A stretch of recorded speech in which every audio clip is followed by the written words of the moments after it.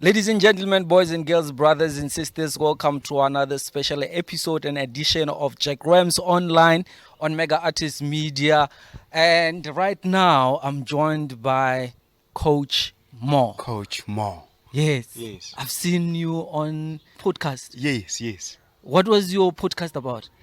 I think I was talking, it was a motivational talk. Motivational Yeah, talk? because I specialize on motivational talk, relationship coach, life coach as a whole. Talk to people at companies. I think the event which I've just conducted, which is not long, I was talking to people, at another hotel whereby I was talking to the staff just to motivate them about, how they can work, enjoying their work. Because one other thing that I normally do at my talk, it might be a relationship, it might be talking to workers. I'm encouraging people to always do something that they enjoy doing. That is the secret. So the inspiration and the motivation to motivate and encourage other people, where does it come from? Normally, I think there's this time whereby you realize that something that you do, it's your calling.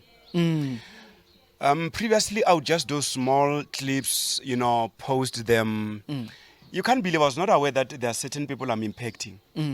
I started realizing that when I meet people, in town, a person will say, "Oh, Coach Mo, I remember you were talking about being encouraged in all, trials and difficulties." I said, "But when was that?" Then the person will say, "No, you remember you posted something on Facebook, on your Twitter, Then I started realizing that, and it will come out of nowhere. You can't believe, I'll just, while I'm busy driving, I would even stop the car and just organize words in terms of how I'm going to talk about something.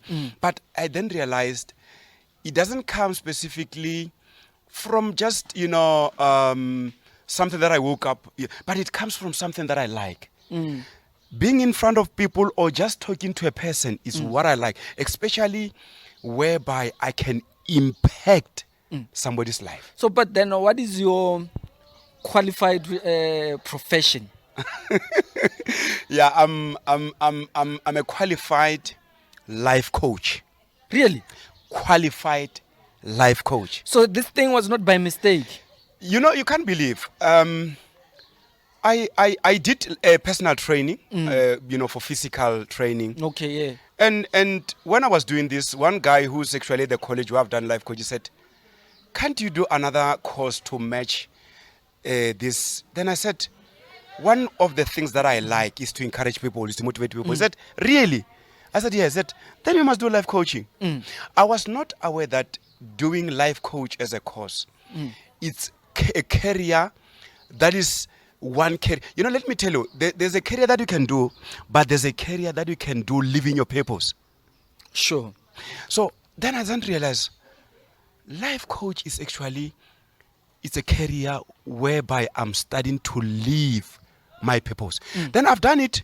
Okay, I passed it. But when now I'm starting to do it practically, being called, at events, also organizing event, I realized, oh, this is my passion. This is my purpose. And like I've indicated, I'm a qualified life coach. We don't have a lot of qualified life coaches because a lot of people, I'm saying this from experience, from my experience as well. I find myself invited to sessions where I'm supposed to motivate, particularly learners, young people. And I do not have any background of coaching people in terms of, I just share my experience. Your experience. But then now in South Africa, people don't even realize that you can actually study for life coaching courses. You're correct, yeah. Especially in South Africa, unlike in America, there are people who have studied life coach and they're making a lot of money. Yeah. I think in South Africa, gradually we are changing the mindset. Gradually we're changing from the background of thinking, at the olden days we'll think that a life coach would be a pastor. Yes, of yes, course, they will true. think even you know at funerals and where you know would think that the person who can actually speak life into you, the person who can actually make you realize that you've got strength, you've got you know capabilities, you've got abilities to do something that you thought you can't do it. We thought those people are pastors, but you know, having studied life coach, I think that has actually exposed who I am, and I started to realize, you know, this is a calling. It's not basically a career. Yeah, but we believed in pastors because obviously they came from most of them. They came from Bible schools, exactly, yeah. from a psychological background, You see, yeah. Bible studies, and all of the and Bible studies was incorporated in primary yes, schools yes, and high yes, school. So there's also this other thing of public speaker. Okay. I think in South Africa, a lot of people don't see that as a profession or as a career. You see now, yeah? Yeah, but also there is a conversation that is happening that motivation is it becomes pointless. They say that a lot of people who are grown up now, they say, hey, those motivation speakers who used to come to school, they were lying to us. This life thing is not the way they told us. I know. No, it's true. But I think you know why. I would normally tell people that when you motivate people, when you give a life coaching talk, be practical. Yeah. Don't talk theory, because when you talk theory, somebody will go out there and try that theory. I mean, there are people who have been motivated to think that they can be millionaires, but they've never been taught that there should be steps to undertake so that you can be a millionaire. So it's very important that when you motivate people, don't motivate people about the end result. Okay, let me talk about the relationship. Don't motivate a couple to say, no, it's possible to live a happy couple life or happy marriage or what. Yes, it's possible, but tell them there are steps that you have to undertake. There are trials that you have to overcome. Remember, like I'm giving an example about a relationship. Knowing a person, say maybe a male or a female, it takes time. So teach these people that allow that process, the process period, the process time, allow it. People are impatient. No. And that is why now, like you're saying that people were motivating people at school, now they're saying, but no, these guys were lying to us. No, those guys were supposed to tell them that, look, allow this process, the phase for the process to pass before now you can enjoy the end result. And normally we don't even many people who stand in front of people, we I don't know whether we have got fear of telling them that there's pain also. We must tell people that there is time for pain. Before pain, that is when now we can enjoy. And we must be practical and said, you must have the courage and the energy to enjoy pain. So it's great that you have mentioned that, and I think it's taking me us to the discussion that I wanted to talk to you about, especially about young people that we have labeled Ma 2000. Yes. It seems like motivation for these kids, it's not working, or there's a different kind of an approach of motivation that needs to be employed, because it seems like there's this edge of immediate gratification. It's true. You know what I normally call it, the micro oven approach. That people in everything, they like and they want to hear about the micro oven approach. Immediately you tell them that the traditional way of cooking, Yes. you have to prepare the fire first. You have to take water that is cold, put it on the fire, and the water will take time to be hot. Sure. Then you can cook. People don't want that process. They want the micro oven approach. They just want something that you can put in a micro oven within seconds. And let me tell you, most of the things that we actually gain them quicker, they Sure. don't last. So one would look at you and think that you are talking from a point of privilege, maybe.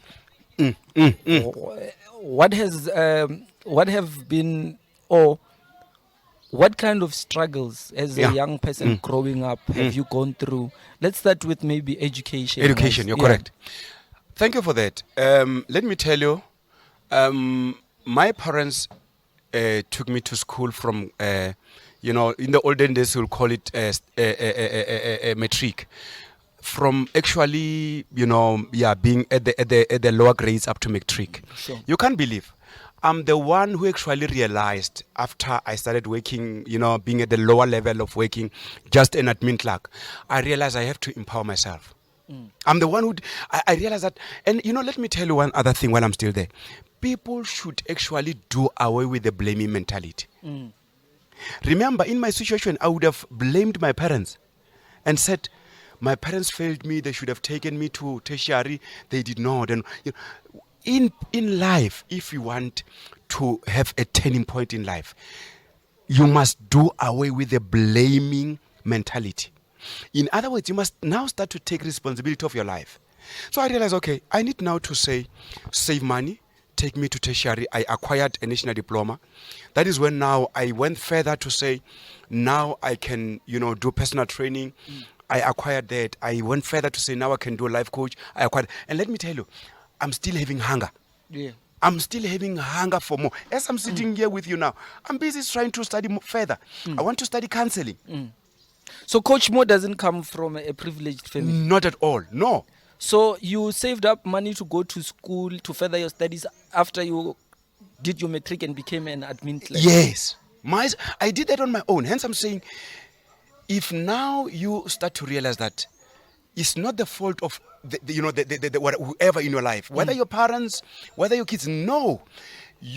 I normally tell people that the life that you live, you've got the power to allow whatever to get in.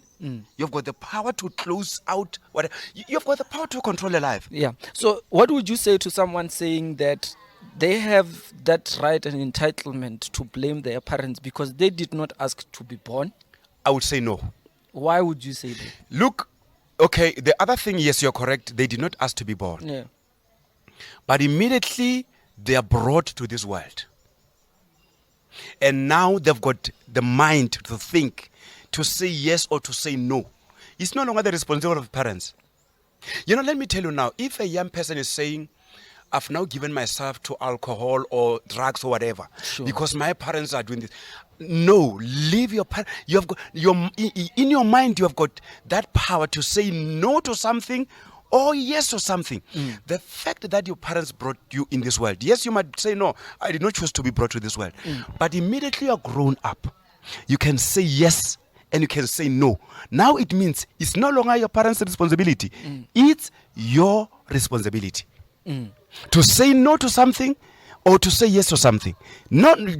Hence I'm saying, if you want a turning point in your life, you must stop with the blaming mentality. If you don't blame anyone. Let me tell you one thing. Like in my situation, somebody may say, but why they did not take me to tertiary?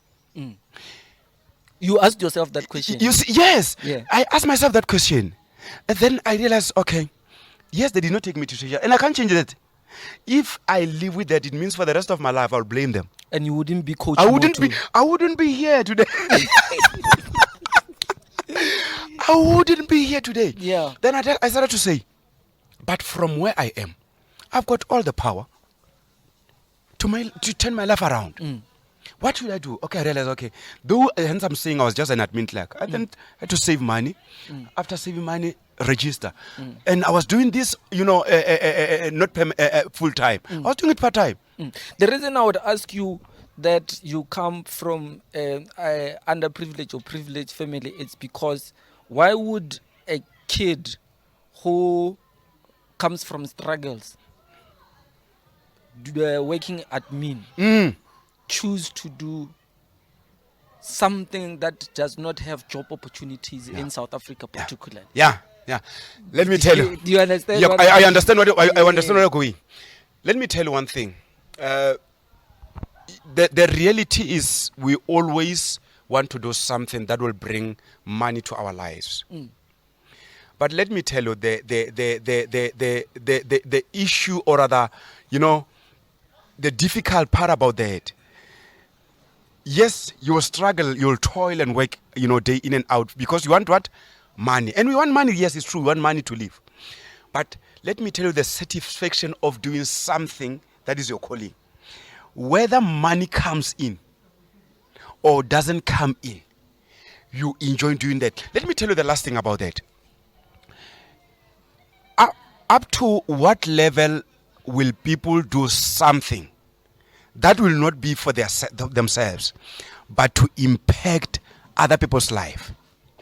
Look, when I'm in front of people giving me motivational talk, I get nothing. Don't you think maybe social expectations also play a role? Because now, once you graduate your matric and tertiary, there's social pressures. Obviously, you need to have a car, you need to have a house, you need to have kids and wife and all of those things. It's true.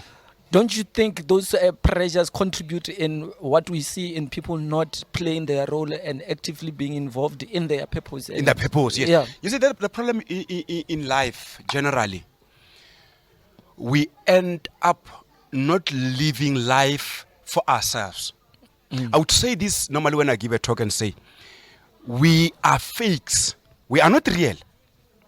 You see why? You talked about social, media, having influence on us. If you look at many people, you find out that for you, when you wake up, you want to be like whoever is good. That person is your mentor. You want to be like him. But there must be a point in life whereby you be real to yourself. You live your purpose yourself. Unfortunately, we like this thing of, being copies of other people. And that is where we've got pressure, because if you don't, you're unable to achieve according to that, whatever the person you're looking at. Then now, that is when we talk about stress. That is when we talk about, suicide. Because you have put your level according to somebody else. Why can't you just have a meeting with yourself and say, what is my passion? Be me. Not something that will actually give you money. Something that will actually, when you live that kind of a passion, you are able to impact the next person. You see, you have a meeting with yourself. I would tell people that look at your mirror and say, what can I do myself to change other people's life? Then in that way, you will stop having this pressure from media. Yeah. Because we have limited time, yes, and they are playing music and they want to play music. Okay. So one would look at motivational speakers, public speakers, people who really impact people's life in a positive way and change people's life. You'd find that you have saved so many marriages, you have saved so many lives. True. But the very same people can't save themselves. What are you struggling from? People are struggling from a syndrome whereby they can be independent. Look, when I'm standing in front of you to motivate you, you must now be at a point whereby you can stand on your own, and not be dependent on the life coach, as in Coach Mo. There must come a time whereby you say, now I can be able to face trials and temptations on my own, and defeat them. Okay, that's okay. I think I might have to phrase that question differently. Okay. It's a pastor, okay, a motivational speaker, yes, a public speaker. You, someone who impacts people's lives. Yes. You are a doctor, you save lives. Yes. But you can't save your own life. What is it that you are suffering from besides the example? Now I get your point. If the disease is physical, now I get your point. No, let me be honest. Because you are supposed to be the one who looks in the mirror and talk to yourself. Now I'll be honest and be realistic.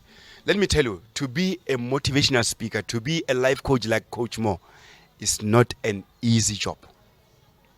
You see, the reason is, what normally, the medicine that I would normally give to you, there are times whereby I must give myself that medication. It's not easy.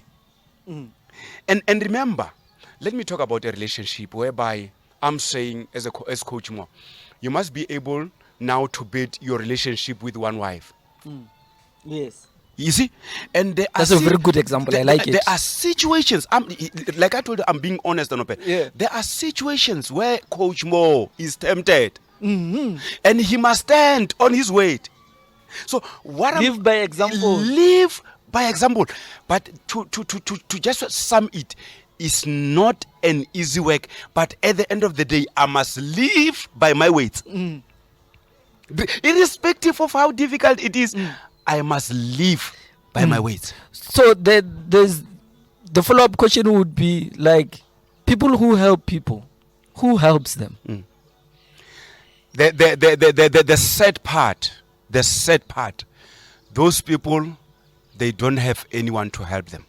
But I normally, in my life as Coach Mo, there are few, I would say 2 people, if I remember very well, that I look up to.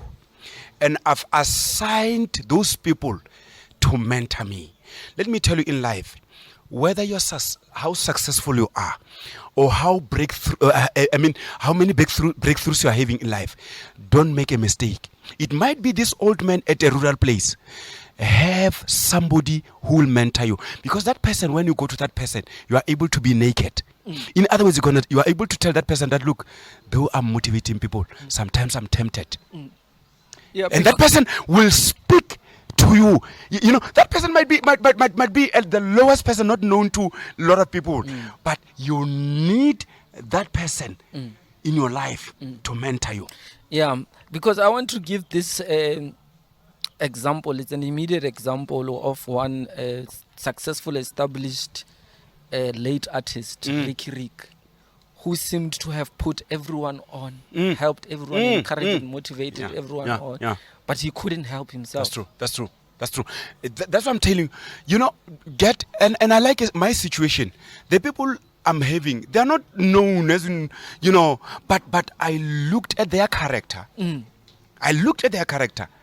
And when I looked at their character, I realized these people, if now I'm falling, I will find their hands open for me. So hence I'm saying, you know, never undermine an old man at the rural place whom you can sit down with him, you know, under the tree, and that person can tell you the secret of life.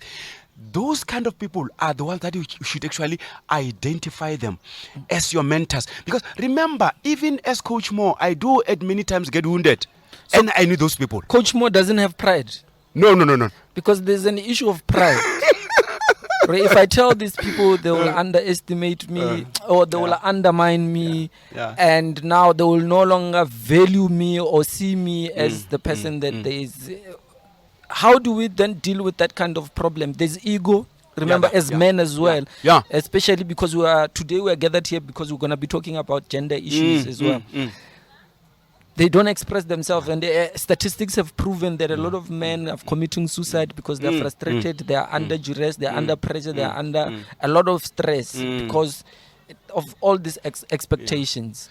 What would you say to someone watching this thing now, going through the same thing, and their only reason not to express themselves or to seek help?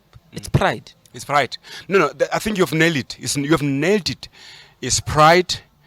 Others would be, in terms of my position, am I going to come down and be held by Coach Mo, maybe who doesn't have, you know, certain material things? But let me tell you. No, that is what is happening. Somebody will say, what is the car Coach Mo is driving? Where is he staying? Let me tell you, pride. I want to repeat this. Pride has killed many people. Not that there's no help. No. They choose to avoid or look down at help where it's coming from the lowest level. I would want to agree with you, and I'm going to take this moment also to just give a practical example and experiences that I've encountered with young people, especially in the entertainment and media industry. That's and true. Especially young upcoming artists. And you would say sometimes, I've been in the entertainment, broadcasting and media industry for almost 14. I'm going on my 15th year. And a young artist who's coming up, right, who's getting all this attention and who's getting all this fame. And when you try to advise them, or when you engage with them and have a conversation with them, they would first judge you by what you drive, where you stay, how what you're the wearing. labels, what you're wearing, and they tend not to listen to you, and they tend to actually undermine you on the basis of that. I just wanted to emphasize that point because I've encountered it a lot of times. But the irony and the challenge is that when things turn around, they still come back to the same person who they did not want to listen to, because they judge that person because of how they look, of where they stay, what they drive. I've had these situations a lot. It's true. And I think it's a difficult thing to accept, to say that people will undermine you because of how you look, because there's also this notion that first impression and appearance matters. Yeah, matters. But then now we need to break it down. Matters in what sense? In what sense? Where and how? And how, yeah. Right? So, but it is true. I wanted to emphasize that it is true that people do not seek help. Yeah. And people do not want to approach certain people who have certain wisdom, knowledge, and information based and on those people's material things. That's what I'm saying. Somebody it's will a real just, thing. Yeah, somebody will just look at Coach Mo and say, what the car is he driving? Where is he staying? Is he staying in the Eden estate? You see, all those things. But the question is, does the help that Coach Mo is having for you is it coming from the car? Is it coming from the property or the house or what is? No. So I would advise in most cases, these upcoming celebrities and those that have been in the field, those that are rising, the secret, be humble. And being humble, let me tell you how it will help you. You will be able to go and seek help if now you are hitting the rock. But if you are up there, when you have hit the rock in life, because there are rocks in life. When you hit the rock in life and you're up there, you would say, but when they see me sitting down with Coach Mo, what will they say? Then now you resort to drugs, you resort to suicide. The secret is simple. Hence I've said pride has killed many people. Secret is simple. Stay humble. Stay humble, brother. Stay humble, sister. Because tomorrow you will need the next person. They don't feel like that. They don't. They don't believe it. They don't. They don't think it will ever happen. They don't. I think fame really drives people wild. To have like very wild imaginations. They believe they exist in a different world where other people do not exist. And so it's an ecosystem. Everything exists. Is. Yeah, it is. And we all need each other. Coach Mo, man, due to time, yes, I would have liked to talk to you and let's stretch the conversation. More and more. Yes, yeah. So what are you busy with right now? Right now, my brother, I'm busy with the 2 events that are coming for this year. I'm now planning, like I've told you about, men's conference is coming in June. A real one, men's conference. Not the 14th February. No. The men should actually be able to be naked. Yeah. When I'm talking about naked, I'm saying men should be able to now, take away the pride that they have as men and come down and say we are struggling. And men should be able to cry. Yeah. I'm at my event, I'm saying, if you are hitting the rock as a man, cry. Be able to cry so that you can be helped. Okay, and towards the end of the year, around October, I'm preparing a very first time event whereby I will be addressing couple. This event, I'm telling you, I'm busy. It's at the back room being arranged. It's gonna be a beautiful event. So this is what I'm busy with this year: men's conference in June and a couples event somewhere around October. Yeah. Before we close it, tell me a story of a couple that you helped in a difficult situation, and they came back and they were like, "You saved our lives and you saved our relationship." What was happening? In this situation, it was a situation whereby the husband was cheating. And I told both, couples, as in the husband and the wife, that you must understand that your man is not an enemy to you and your family. Your man fell. Your man has hit the rock. Especially, I would advise people in relationship to be open. Especially if now this man is opening up and say, I cheated. Then why, if now you are ready to build this family of 2, you can't forgive him? And as I'm talking today, I'm talking about 2 people who are happy, supporting each other, understanding that it was not about this man destroying my family. It was about this man that he fell. This man hit the rock in life. And this man is saying, I acknowledge, I've cheated, but I love my family. I love my kids. I love my wife. I love my family. Now they're living happily. They are living happily. As if nothing has ever happened in their lives. Yes. So what do you think was the issue? Was it like communication and being honest with each other in that relationship? You know, when you know the relationship, when you deal with this type of issues in relationships, let me be open with you, my brother. There are many underlying issues. This man had a point, though his action was wrong. This man, the way normally this woman would talk to him, this man would feel belittled. This man would feel like a small child. I'm not actually encouraging what this man has done. But in this case now, I must address this man that you have done wrong. I must also address this woman that you must start now recognizing this guy, this man as your husband. Okay, because the man had to find comfort in another woman's hands or You see now? thighs. You see now? So hence I'm saying in a relationship, it's very important when you deal with relationship problems. You look at the root cause. And it's a situation whereby even this woman was not supposed to be at a point of saying, I am right. No. This woman must acknowledge that, yes, I need to change. So would you say, Ore, Dinyatsi take advantage of that situation? They do. No, Dinyatsi, no. A simple thing that one day, monna o tshoko ga ba rogan. Dinyatsi di khona mona fitla ko mmerekong aga. Yeah. Uno ba side so no, it's not the usual me. Then ba thoma ka mofahaga ba mfahaga ngwetelle. Then akwa warmth. So then let's not allow our partners rababeya at a disadvantaged position or baba ngoba tja advantage. Because these people, they are very clever, they can see. So do you think what people should not relax and always remember that in relationships they are always in a competition? No. A simple thing. Your wife gets out of the house. You are unable to tell your wife that she looks beautiful. Let me tell you, if you don't tell her, they will tell her at work. Because if you had told her, she would have been satisfied the whole day from that moment. Let me tell you, they will tell her at work, and it might not end well. And if the first person tells her at work, it feels different. Yes. Because she was not told, in the house. Because after she's told in the house, all that feeling, she feels everything that time.